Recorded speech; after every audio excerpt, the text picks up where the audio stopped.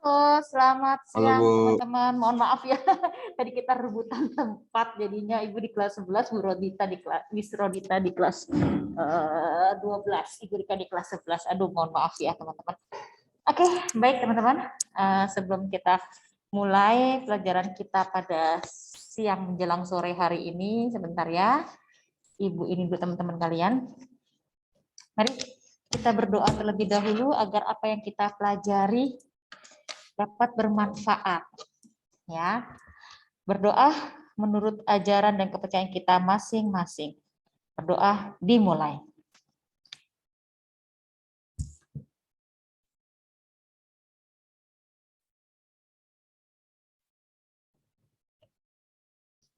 Berdoa selesai.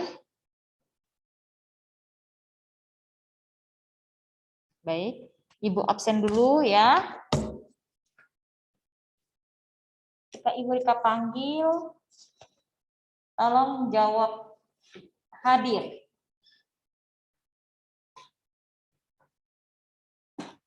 Ya, teman-teman.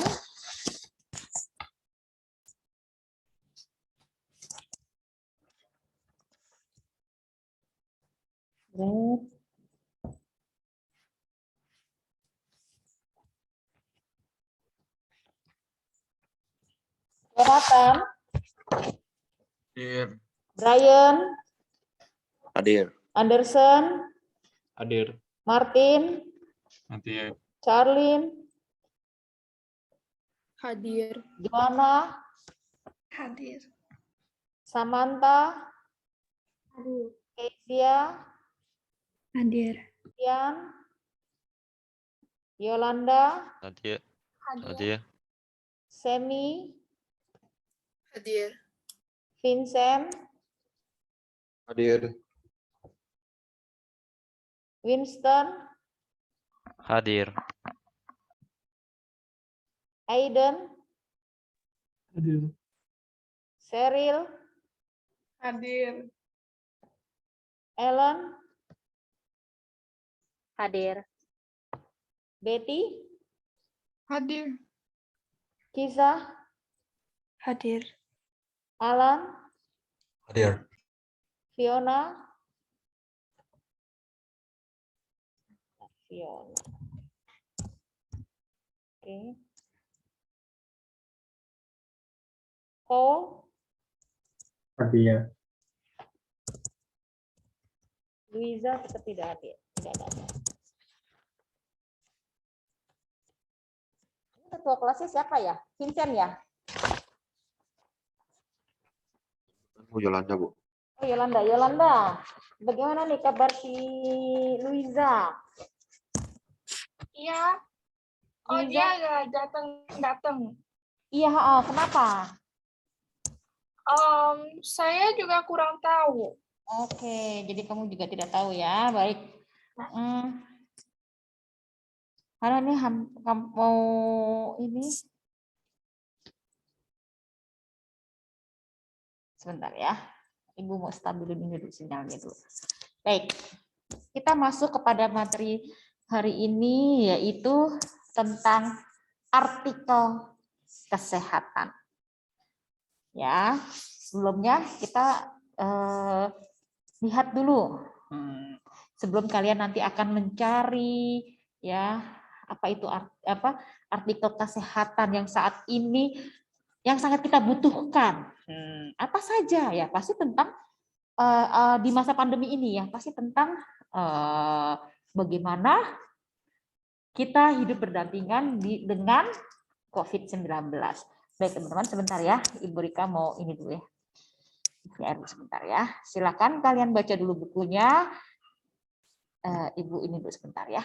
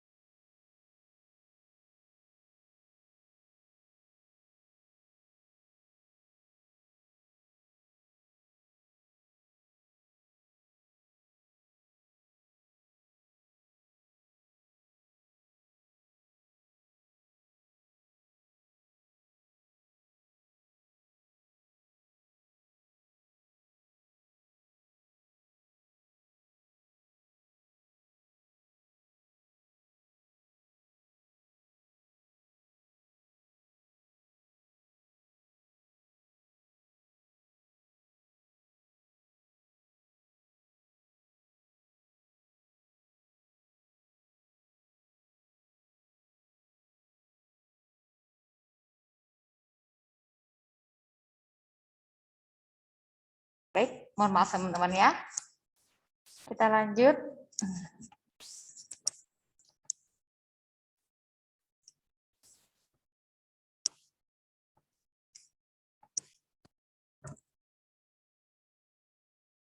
Oke.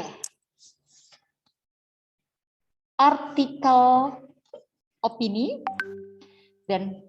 dan fakta dalam penyajian artikel opini. Ya, untuk kelas 12. Nah, pengertian artikel. Apa itu artikel? Artikel itu merupakan jenis tulisan yang berisi pendapat, gagasan, pikiran, atau kritik terhadap persoalan yang berkembang di masyarakat. Dan biasanya ditulis dengan bahasa ilmiah populer. Ya, jadi meskipun ini adalah jenis tulisan yang berisi pendapat atau gagasan, pikiran atau kritik, ya, ini artikel ini sangat menarik. Ibu kan sangat suka sekali membaca artikel, apalagi di masa pandemi seperti ini, ya. Lalu kita lanjut lagi. Sedangkan pengertian artikel opini, ya, adalah tulisan yang berisi pendapat penulis tentang data, fakta, ya,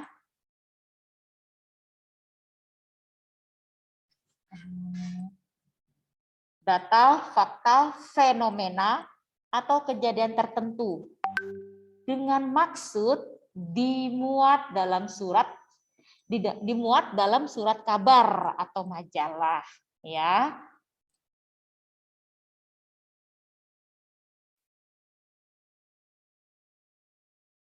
Ya.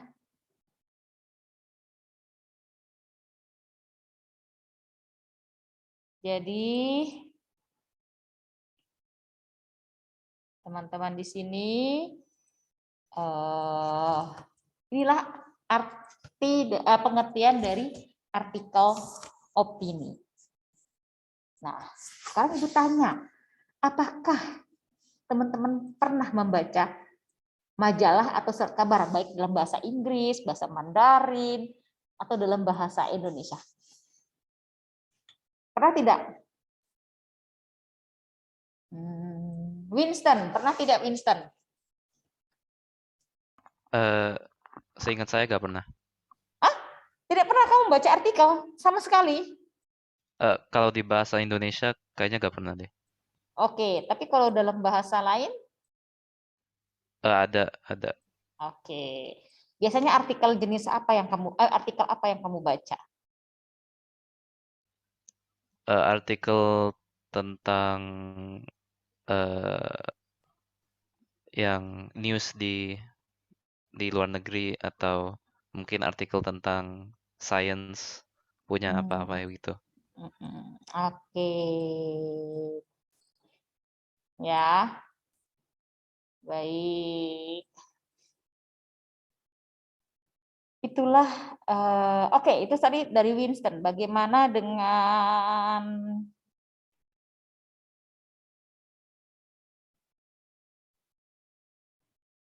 teman yang lain? Coba dari perempuan. Nah, coba si Sheryl. Kira-kira pernah nggak Sheryl? Baca majalah Indo kayaknya pernah, tapi udah lama banget. Sudah lama banget. Tapi yang terbaru ini tidak pernah? Enggak, paling ya berita mungkin, tapi juga jarang itu. Oh gitu, jarang. Nggak kepengen kamu tahu gitu tentang apa yang terjadi di Indonesia? Enggak, Bu. Tidak mau. Waduh, polos sekali. Baik, tidak apa-apa. Oke, Vincent. Bagaimana dengan Vincent? Pernahkah membaca artikel majalah atau surat kabar artikel? Aku pernah beli majalah basket di itu mana? di Periplus Oh, Periplus. Nah, majalah. Iya, majalah Mbak, oh ya majalah berarti ada basket. ini. Berarti Kalau majalah Indonesia, kayaknya itu dulu banget deh, Bu. Kayak masa-masa ke majalah, belakangnya kayak ada advertisement, tempat makan, itu banyak telepon gitu. Itu dulu. Kayaknya dulu. sekarang udah nggak ada. Dulu Terus banget. sekarang baca artikel atau majalah apa? Sekarang udah jarang baca majalah. Sekarang lebih banyak bacanya dari iPad atau dari internet. Iya.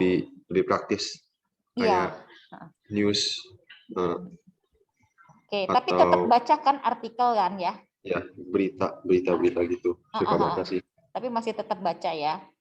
Iya. Tapi melalui online Media, ya? online. Oke, terima kasih. Berarti semua sekarang udah nggak zaman ya kita ya baca majalah, surat kabar ya.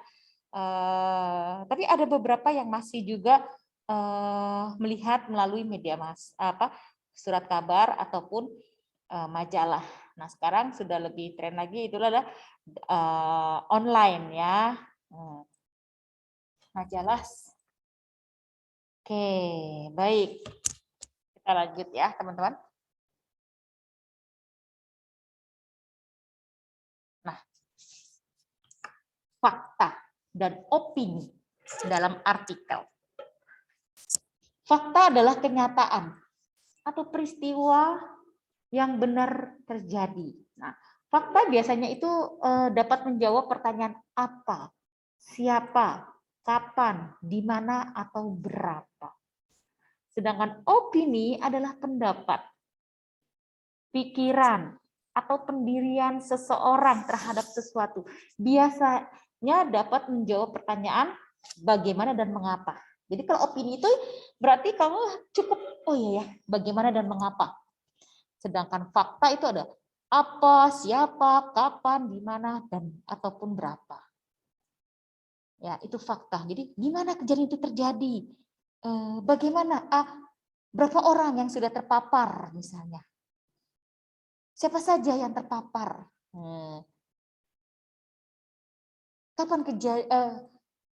Kapan bisa masuk ke sekolah jika terpapar misalnya seperti itu ya?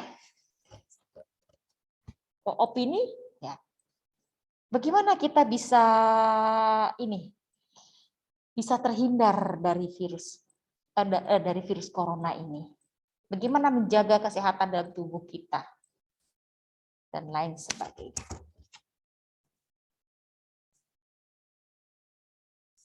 Contoh fakta, ya. Ibu minta bantuan. Salah satu dari kalian silakan baca contoh fakta. Ibu coba Jonathan baca yang keras. Contoh fakta di sini.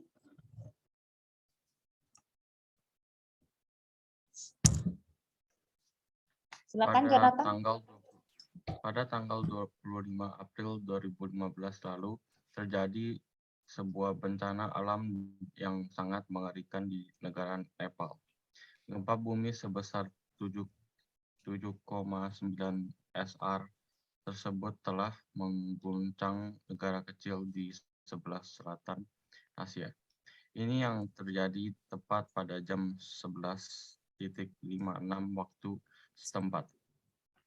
Gempa tersebut telah meluluhlantahkan semua bangunan yang berdiri. Gempa tersebut telah merenggut nyawa 6.621 orang, lebih dari 14.023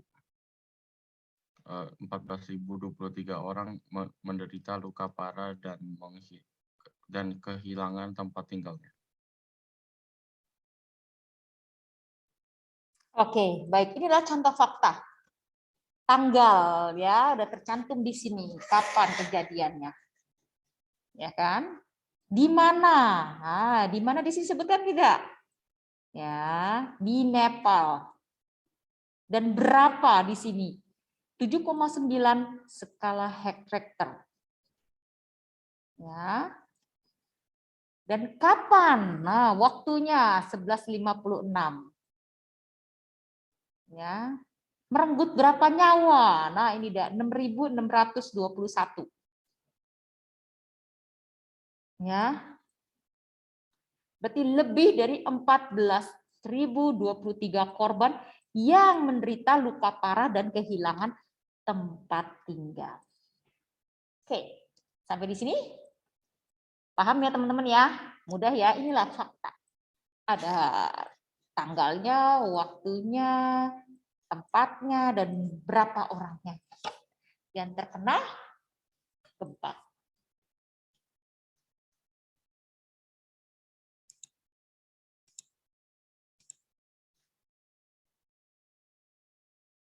Oke.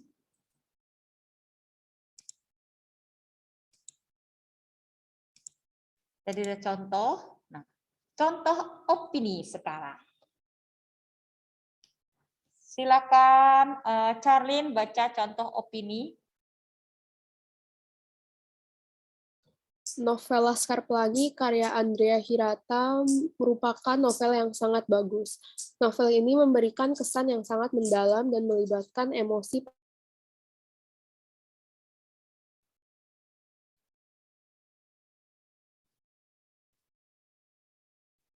Halo, sudah selesai ya? Wah, terputus. Coba dilanjutkan. Ya, sebentar. Anderson, lanjutkan. Atau dimulai dari awal lagi? Oke. Novel Laskar Pelangi karya Andrea Hirata merupakan novel yang sangat bagus. Novel ini memberikan kesan yang sangat mendalam dan melibatkan emosi para pembacanya. Tak hanya itu, novel ini juga memberikan pengalaman kepada pembacanya seolah-olah mereka ikut terlibat di dalam cerita tersebut.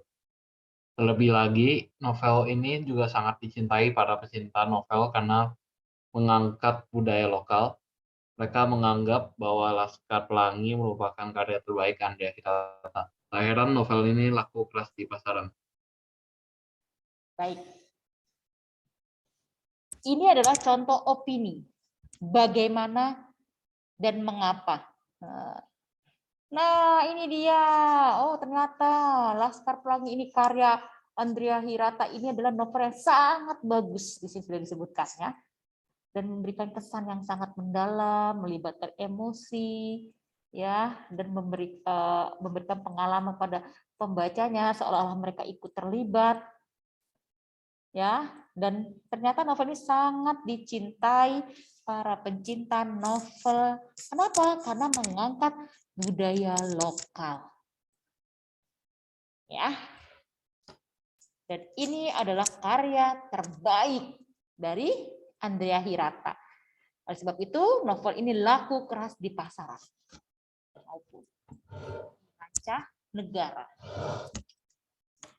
Oke. Kita lanjut lagi, teman-teman.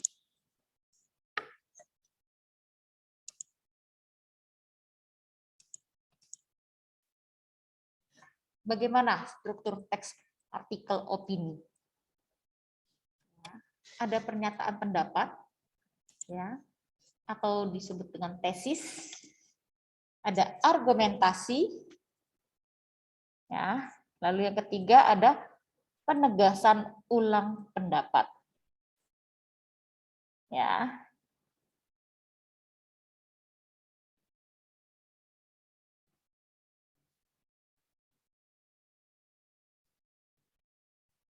Jadi apa saja sih yang ada di dalam penegasan ulang pendapat ini ataupun pernyataan pendapat dan argumentasi? Yuk kita saksikan bersama-sama. Kita lihat, kita bahas bersama-sama. Penggunaan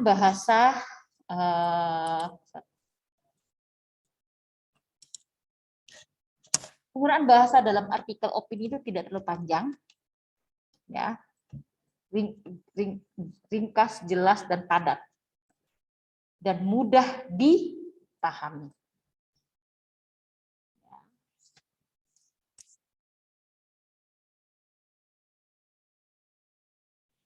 Bagaimana dengan kaidah kebahasaannya dalam artikel opini ini? Adverbia, konjungsi, kosakata. Ya.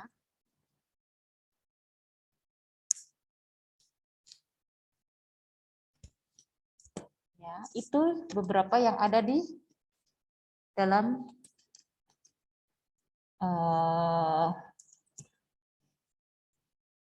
artikel dan fakta. Ya, teman-teman. Sebentar, kita tambahkan kembali.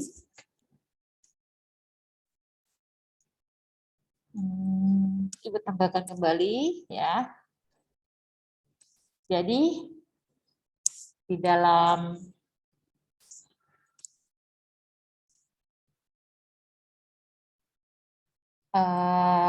artikel itu ciri-cirinya yang pasti adalah ringkas, jelas, dan tuntas.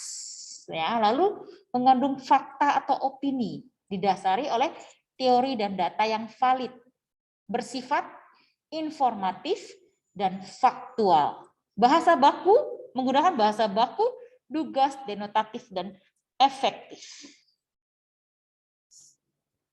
Ya, karena artikel itu adalah karangan yang berisi fakta dan opini yang dibuat untuk dipublikasikan baik di media cetak maupun di media sosial. Ya, teman-teman.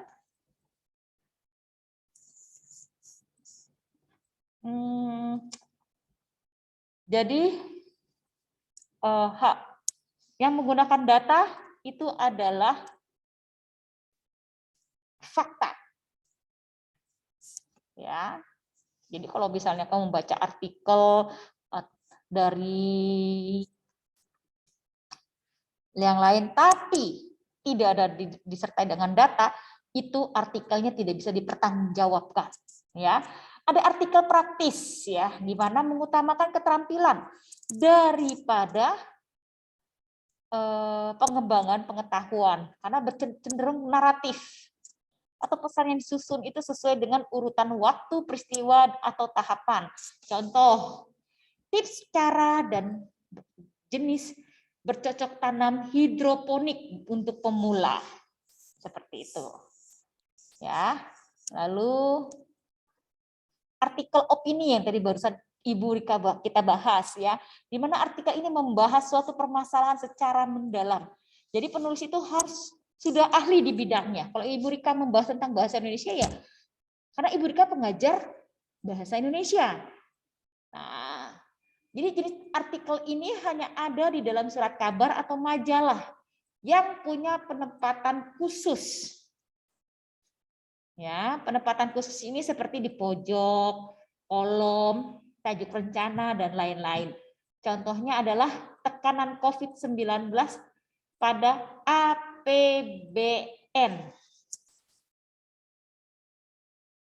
Lalu artikel analisis ahli atau artikel ilmiah. Di mana artikel jenis ini berisi laporan sistematis mengenai hasil kajian atau penelitian, misalnya skripsi. Ya, jadi nanti kalau kamu kuliah itu ada, kalau di Indonesia itu S1 itu ada skripsi, kalau S2 itu tesis, S3 disertasi atau penelitian lainnya, di mana menggunakan bahasa baku atau ilmiah. Ibu tidak tahu apakah di Taiwan itu akan seperti di Indonesia ya, harus membuat tesis atau tidak. Ya. Lalu cirinya, penyajiannya ringkas ya teman-teman, tetapi tidak mengurangi nilai keilmiahannya. Nah, biasanya artikel ini dimuat pada jurnal-jurnal ilmiah. Ya, kayak ada abstrak, judulnya, dan lain sebagainya. Oke.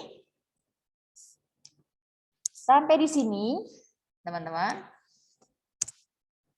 Apakah ada yang ingin ditanyakan? Atau masih bingung? Atau sudah paham? Ayo teman-teman kelas 12.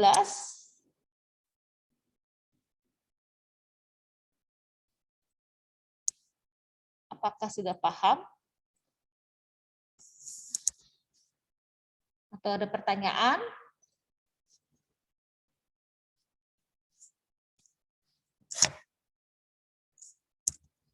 Hmm?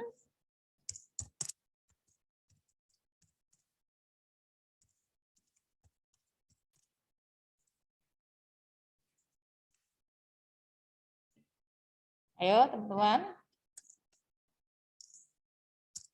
Tidak ada?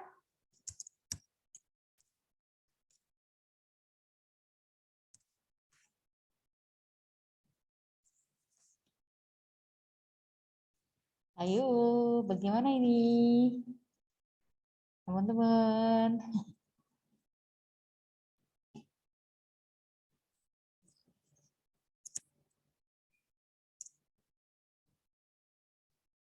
Oke, ini ada tutorial teman-teman ya.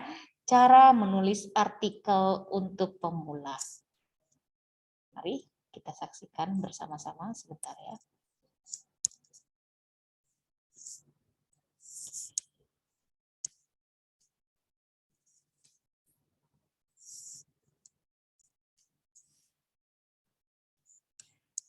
Oke. Diari penulis.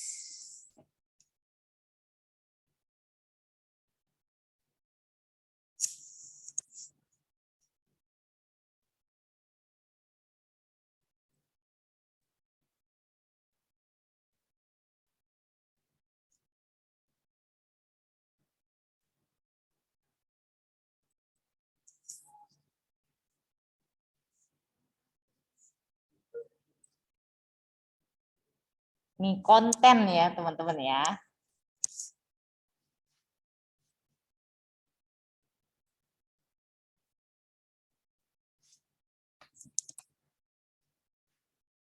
Nah, ini dia. Sebentar. Sebentar. Jadi 5 tahap ketika kamu membuat konten. Ya, dapatkan ide dulu.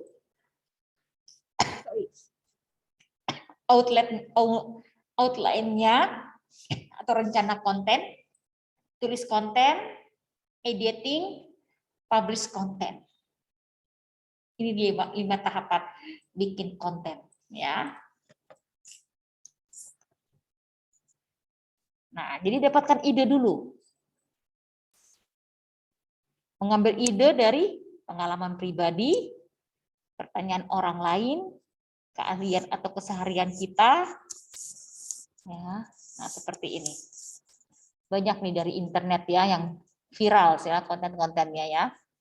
Lalu di video ini kita membahas cara mendapatkan ide konten menggunakan situs di sini ya. Lalu bikin outline-nya. Buat outline-nya. Nah, isi outline itu poin-poin utama dalam artikel itu. Lalu kerangka artikelnya, nah baru cara buat outline-nya. Kembangkan tema besar menjadi topik-topik yang lebih spesifik. Ya. Ubah poin-poin tadi jadi kerangka artikel. Lalu tuliskan outline di notes atau file khusus. Kita jadi tahu apa saja yang harus ditulis di artikel. Nah, jadi tulis artikel Anda. Nah, ya. Caranya bagaimana? Kembangkan poin-poin yang di outline tadi jadi paragraf. Mulai menulis paragraf per paragraf. Ya. Lalu tulis artikelnya dulu sampai selesai.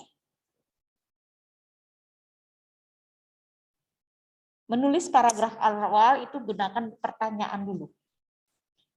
Nah, dari pertanyaan itu kita akan bisa mencari fakta-fakta yang menarik. Lalu baru gunakan dialog.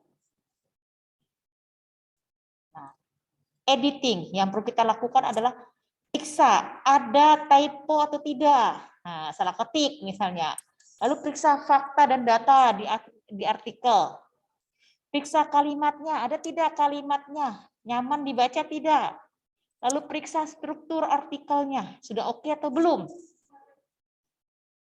Ya. Lalu tipsnya, gunakan kalimat-kalimat yang relatif singkat. Jangan terlalu panjang. Gunakan atau tempatkan tanda baca dengan baik. Ya. Jadi selalu baca kembali tulisan kamu sebelum dipublish, sebelum dipublikasikan. Nah, publishing, sosial media, bisa di YouTube, di email, di mana saja, Facebook, Twitter, Instagram, dan lain sebagainya.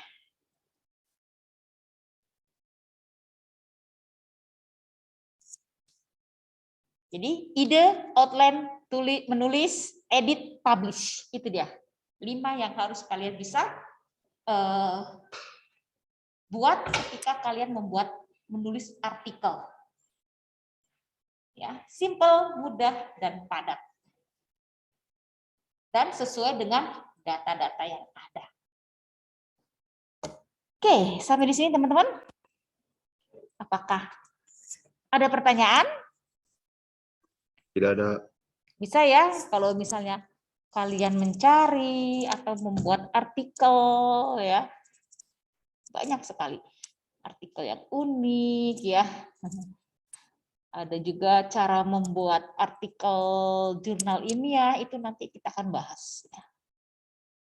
Lalu tips menulis artikel atau jurnal bagi para pemula seperti kita semua ya. Ibu aja masih pemula, masih belajar. Ya. Oke, jadi bisa ya membedakan antara fakta dan opini ya. Fakta berdasarkan data-data, opini itu dengan pertanyaan bagaimana dan mengapa. Ya. Oke. Yuk kita lihat contoh artikel pendidikan. Ya, sebentar. Kita masih ada waktu berapa menit ini?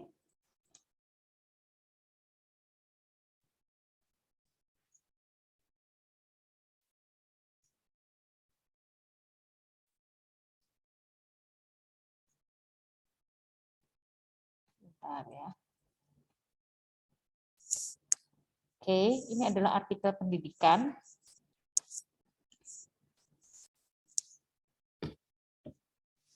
Ya, pembelajaran menjadi salah satu fasilitas yang dapat berpengaruh besar dalam membentuk sumber energi manusia bermutu. Lewat pembelajaran bisa terbentuk generasi berkarakter yang sanggup mengaktualisasikan diri jadi ujung tombak kemajuan peradaban. Ya. Nah, sebagaimana tercantum dalam pembukaan Undang-Undang Dasar 1945, tujuan nasional pembelajaran merupakan untuk mencerdaskan kehidupan bangsa yang pada kesimpulannya hendak menopang kesejahteraan rakyat. Sudah bel ya teman-teman. Baik, nanti dilanjutkan lagi di depan. Tetap patuhi protokol kesehatan. Salam sehat selalu. Sampai ketemu lagi minggu depan. Terima kasih ya teman-teman. Terima kasih teman-teman atas kebersamaannya. Selamat sore. Terima kasih Bu. Bye-bye. Terima kasih, Bu. Ya, kembali Terima kasih, Bu. kasih.